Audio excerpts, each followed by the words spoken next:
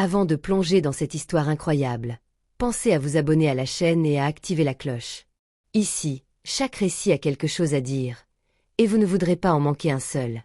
À Cedarville, une petite ville tranquille nichée à 1 heure de route de Chicago, les saisons rythmaient la vie de ses habitants avec une régularité presque rassurante.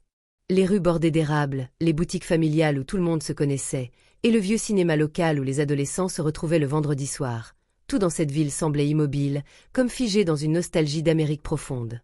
Mais s'il y avait bien un moment qui secouait un peu cette routine, c'était la rentrée scolaire au lycée de Cedarville.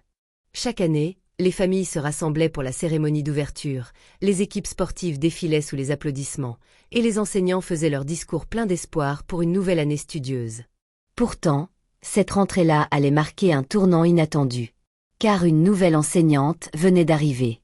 Une inconnue, envoyée par l'administration du comté.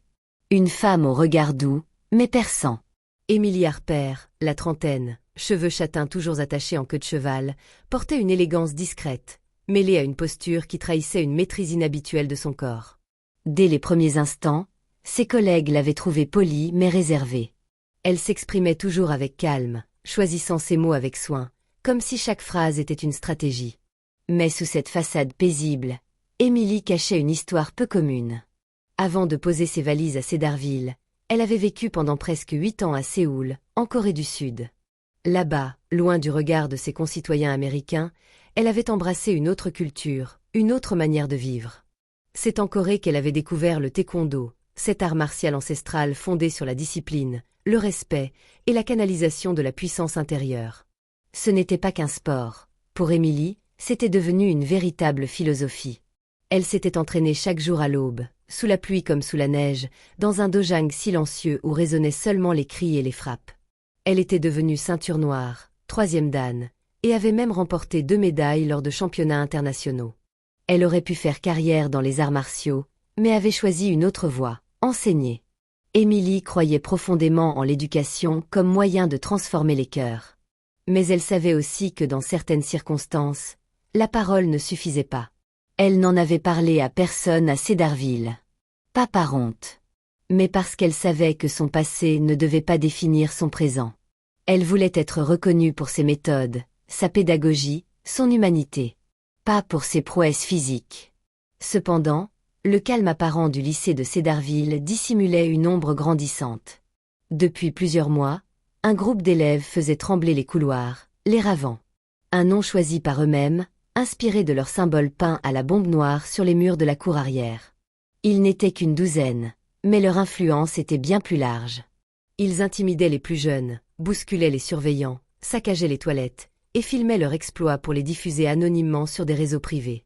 Au centre de cette spirale de violence, Tyler T. Morgan, 17 ans, leader incontesté du groupe. Grand, athlétique, avec des yeux d'un bleu glacial et un sourire provocateur, T était intelligent, mais il utilisait sa vivacité d'esprit pour manipuler, menacer et humilier. Fils d'un ancien joueur de football local devenu alcoolique, T avait grandi dans une maison brisée, apprenant très tôt que la force était souvent la seule voix que les autres entendaient. L'administration du lycée, dépassée, avait tenté les suspensions, les médiations, les réunions avec les parents. N. Vine. Le directeur, M. Caldwell, un homme usé par 20 ans de carrière, confia un jour à l'un de ses adjoints. « Ces gamins ne respectent plus rien. Peut-être qu'il faudrait quelqu'un qui leur fasse peur. » Mais il ne savait pas encore qu'Émilie Harper, la nouvelle professeure d'anglais, allait offrir bien plus que de la peur. Elle allait leur apprendre le respect. Dès le premier jour, Émilie sentit que quelque chose n'allait pas. Ce n'était pas un détail précis, mais une tension diffuse, comme un courant électrique silencieux flottant dans les couloirs. Les élèves ne parlaient pas très fort, certains évitaient de croiser les regards, et même les enseignants semblaient marcher un peu plus vite que d'habitude entre les salles. C'était comme si une ombre invisible planait au-dessus de l'établissement. Pendant la pause de 10 heures, Émilie sortit en salle de récréation, un grand espace en béton bordé par quelques bancs et un vieux chêne dont les feuilles commençaient à roussir sous le soleil de septembre. Elle aimait observer ses élèves. Apprendre à les lire, à reconnaître les dynamiques. Une enseignante attentive, disait-elle, était une enseignante efficace. Mais ce matin-là, son regard s'arrêta sur un groupe qui se détachait clairement du reste. 5 garçons, en cercle, encerclant 2 plus jeunes, sans doute des élèves de première année. Ils n'étaient pas violents, pas encore, mais tout dans leur posture suintait l'intimidation. Les rires forcés, les gestes menaçants, le ton sarcastique. L'un des plus jeunes tenait un carnet de croquis que l'un des aînés avait arraché, le brandissant au-dessus de sa tête comme un trophée. Émilie n'eut pas besoin d'explication. Elle avait vu cela trop souvent, dans trop d'écoles, dans trop de pays. Au centre du groupe, appuyé contre un mur, les bras croisés et l'air narquois, se tenait Tyler Morgan. Sa silhouette athlétique, sa mâchoire serrée et son regard glacial faisaient de lui un adolescent à la fois charismatique et redouté. Il ne faisait rien de ses mains, non. Mais son sourire, ce sourire, dirigeait la scène comme un chef d'orchestre silencieux. Emily approcha lentement. Ses pas résonnaient légèrement sur le béton. Elle n'éleva pas la voix. Elle ne courut pas. Elle ne montra aucune panique. Elle maîtrisait déjà la scène sans qu'il ne le sache. Ça suffit. Elle s'était arrêtée à 3 mètres du groupe. Sa voix était claire, posée. Ni autoritaire ni suppliante. Juste, indiscutable. Le silence se fit immédiatement. Les garçons se tournèrent vers elle, surpris. L'un d'eux lâcha le carnet de croquis, qui tomba au sol dans un froissement de papier. Les 2 élèves plus jeunes en profitèrent pour s'éloigner discrètement, les yeux écarquillés. Lui, resta adossé au mur. Il leva les yeux vers Émilie, la détailla de la tête aux pieds. Il était habitué à ce que les professeurs le redoutent. Qu'ils le convoquent, le menacent, ou pire, qu'ils l'ignorent. Mais cette femme-là n'avait pas peur. Et ça l'intriguait.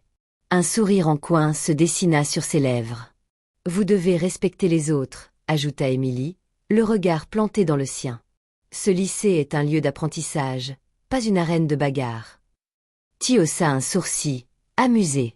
« Et toi, qu'est-ce que tu vas faire, Miss Harper ?» dit-il en exagérant son ton. « Nous donner un cours de morale? Nous faire écrire une dissertation sur le respect ?»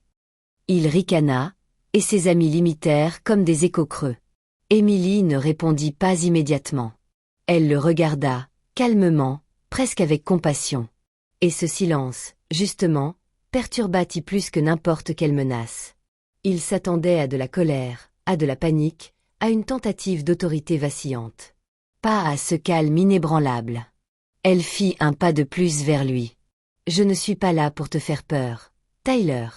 Je suis là pour enseigner. À tout le monde. Mais tu dois comprendre une chose, l'intimidation, ce n'est pas du pouvoir. Ce n'est que la peur maquillée. Et tôt ou tard, ça ne fonctionne plus. » Le sourire de vacilla, à peine. Son regard, un instant, sembla chercher quelque chose. Une faille chez elle. Une hésitation. Il n'en trouva aucune. Alors il se redressa, claqua la langue, tourna les talons et s'éloigna, lançant par-dessus son épaule. « On verra combien de temps vous tenez ici, Miss Harper. » Ses amis le suivirent, en jetant à Émilie des regards mi-inquiets, mi-provocateurs. Émilie les regarda s'éloigner, les mains toujours jointes dans son dos. Elle inspira profondément. Elle savait que ce n'était que le début. Qu'une confrontation plus directe viendrait, tôt ou tard. Mais elle était prête. Car ce qu'il ne savait pas encore, c'est qu'Émilie Harper avait passé sa vie à affronter bien pire que des adolescents en colère. Les jours passèrent, et la tension monta crescendo dans les couloirs du lycée de Cedarville. Au départ, ce n'était que des remarques. Des murmures malicieux quand elle passait. Des ricanements forcés au fond de la classe. Puis vinrent les provocations plus directes. Des messages griffonnés sur le tableau avant le début de ses cours, des livres renversés, des craies lancées dans son dos. Émilie restait stoïque. Elle connaissait ce genre de comportement. Elle l'avait vu chez de jeunes hommes perdus dans la colère, masquant leur peur du monde adulte par des actes de défi. Elle comprenait cette violence contenue, mais elle savait aussi que céder n'était jamais la solution. Puis vint cet après-midi. Le ciel s'était assombri au-dessus de Cedarville, annonçant un orage. Les couloirs étaient calmes, presque vides. Émilie venait de finir son dernier cours et se dirigeait vers la salle des professeurs pour corriger quelques copies avant de rentrer chez elle. Son sac à l'épaule, elle marchait d'un pas mesuré, absorbée dans ses pensées. Mais à peine eut-elle tourné au coin du couloir qu'elle s'arrêta net. Ils étaient là. Entourée de 4 ravants, formait une barrière humaine entre elle et la salle. Ils se tenaient décontractés, bras croisés ou mains dans les poches, mais leur regard était clair, ce n'était pas un jeu. C'était une démonstration. Un test. Une provocation ouverte. Vous êtes perdue, Miss Harper, lança-t-il avec un sourire froid. C'est le couloir des durs ici, pas celui des poètes. Émilie les observa un instant. Elle posa calmement son sac au sol, ses yeux balayant les visages jeunes mais déjà endurcis. Elle vit la tension dans leurs mâchoires, la provocation dans leur posture, mais aussi une lueur d'hésitation dans leurs yeux. Ils ne s'attendaient pas à ce qu'elle les affronte ici. Ils pensaient la faire reculer. Peut-être même la pousser à partir définitivement. Mais Émilie, elle, avait passé des années sur les tatamis de Séoul, à apprendre que le véritable combat n'était pas contre l'autre, mais contre soi-même. Elle s'avança d'un pas, puis d'un autre. L'entainment. Deliberement. Vous croyez me faire peur? Demanda-t-elle, d'une voix basse mais tranchante. Je vous ai observé. Vous vous croyez fort parce que vous faites peur aux autres. Mais la vraie force, c'est de savoir se contrôler. De protéger, pas d'intimider. Ti s'approcha d'elle, face à face, leur regard à quelques centimètres. Et sinon, dit-il, le regard noir. Tu vas faire quoi? Appeler la direction? Émilie inspira profondément, puis adopta soudain une posture familière, ancrée, solide. Lejumbi seoji. La posture de préparation. Ses pieds bien ancrés au sol, son buste droit, ses poings fermés devant elle. Les garçons reculèrent d'un demi-pas, instinctivement. Un silence pesant s'abattit. « Vous voulez voir ce que je sais faire ?» murmura-t-elle, sans une once de menace dans la voix, mais avec une détermination glaciale. Ce fut l'un des garçons, Danny, grand mais maladroit, qui fit le premier geste. Peut-être pensait-il l'attraper par le bras, ou la bousculer légèrement. Mais en une fraction de seconde, Émilie pivota sur elle-même, contrôla son bras, le déséquilibra et le fit tomber proprement sur le sol, sans brutalité mais avec une efficacité irréprochable. Deux autres foncèrent par réflexe. Émilie esquiva d'un pas latéral, frappa l'un à l'épaule pour désactiver son attaque, attrapa le bras de l'autre et le fit plier en une clé souple qui le fit immédiatement se coucher au sol, haletant. Ti recula, les yeux écarquillés. Ce qu'il venait de voir n'avait rien à voir avec un combat de rue. C'était fluide. Control. D'une précision chirurgicale. Elle n'avait pas blessé ses camarades. Elle les avait neutralisés. Et à chaque mouvement, elle avait montré une maîtrise absolue d'elle-même. Émilie se redressa, les laissant au sol, haletant, mais indemne. Elle se tourna vers Ti, désormais seule debout. Ce lycée ne sera jamais un lieu pour la violence inutile. Sa voix résonna dans le couloir, calme, mais profondément grave. Je ne veux plus jamais voir ce genre de comportement. Pas ici. Pas tant que je serai là. Tahir resta figé. Il avait les poings serrés, le souffle court. Mais il ne bougea pas. Quelque chose en lui venait de se fissurer. Il venait de découvrir une force qu'il ne connaissait pas. Une force silencieuse. Une force qui n'avait pas besoin de cris ni de menaces. Émilie le regarda une dernière fois, puis ramassa son sac et entra dans la salle des professeurs. Derrière elle, les ravants restèrent immobiles, plongés dans un silence pesant, incapables de comprendre ce qui venait de se produire, mais certains d'une chose. Miss Harper n'était pas une professeure comme les autres. Le lendemain matin, les couloirs du lycée de Cedarville bourdonnaient d'une énergie nouvelle. La nouvelle s'était répandue comme une traînée de poudre, colportée de bouche à oreille, exagérée par certains, déformée par d'autres, mais le fond restait le même. La nouvelle prof d'anglais avait mis les ravants à terre, seule, et sans transpirer. Les élèves, d'ordinaire craintifs ou résignés, regardaient désormais Émilie Harper avec des yeux différents. Certains l'observaient en silence, fascinés. D'autres lui souriaient avec respect. Même les professeurs, dans la salle des enseignants, n'en revenaient pas. « Elle a vraiment fait ça ?» demanda M. Langston, le professeur de sciences, en sirotant son café. « Mais c'est une poétesse, pas un ninja. »« Peut-être qu'elle est les deux, » répondit la directrice avec un sourire en coin, admirative. « Quoi qu'il en soit, je n'ai jamais vu les ravants aussi silencieux. » Mais c'est Tim Morgan, le leader autoproclamé des ravants, qui fut le plus bouleversé. Il passait dans les couloirs le regard sombre, les mains dans les poches, évitant les questions de ses camarades. Ce n'était pas l'humiliation qui le travaillait, c'était l'incompréhension. Il n'arrivait pas à sortir de sa tête l'image d'Émilie Harper, debout, droite, calme, le regard profondément ancré dans le sien. Elle n'avait pas crié. Elle n'avait pas tremblé. Elle avait été présente. Solide. Inébranlable. Et surtout, elle ne les avait pas blessés. Elle aurait pu. Il en était sûr. Mais elle les avait simplement arrêtés. Ce jour-là, à la fin des cours, alors que les derniers élèves quittaient le bâtiment, Ti traîna près de la salle de littérature. La lumière était encore allumée. Il frappa doucement à la porte ouverte. Émilie releva les yeux de son bureau.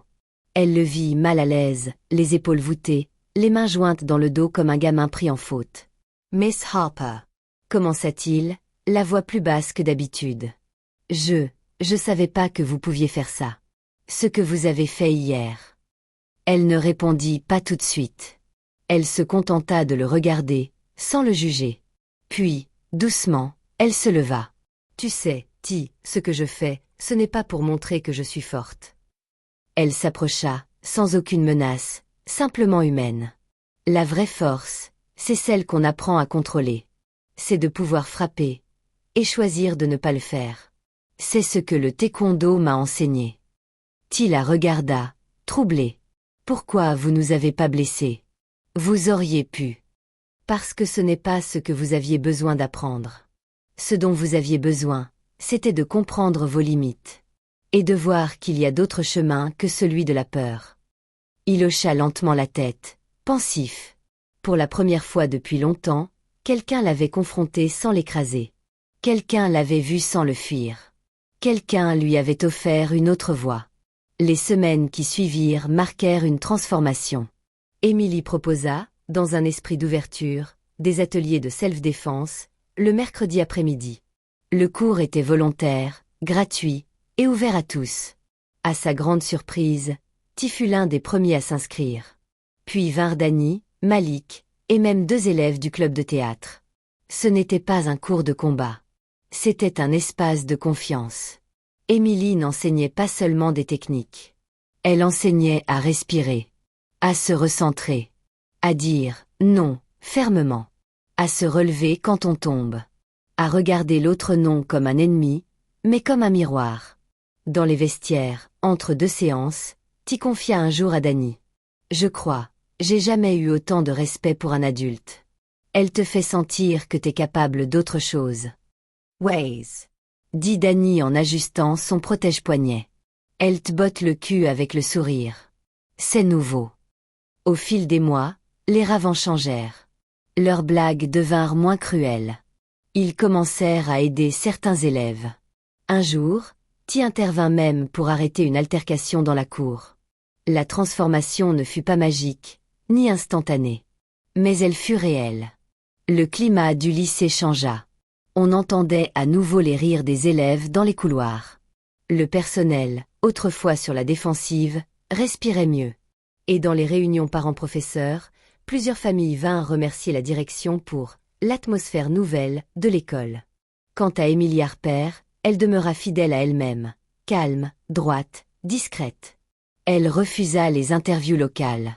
Elle ne parla jamais de ce qui s'était passé ce jour-là. Elle préférait laisser ses actions parler pour elle. Mais dans le cœur des élèves et surtout dans celui de Ti Morgan, elle avait laissé une empreinte profonde. Pas seulement celle d'une combattante, mais celle d'une femme qui avait su faire tomber la peur sans jamais lever la voix. Et c'était là, sa plus grande victoire.